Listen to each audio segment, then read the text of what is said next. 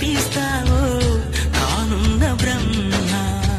ప్రసన్నాంజనేయం అనే నామధేయం ప్రతి మంచి కార్యం జరిపించు దైవం.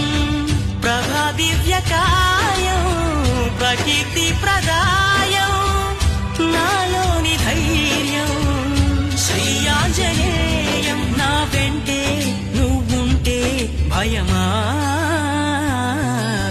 రామ రామ రఘురామ అని పాడుతున్న హనుమా, అంత భక్తి పరవశమా ఓ కంఠమమ్ముగనుమా.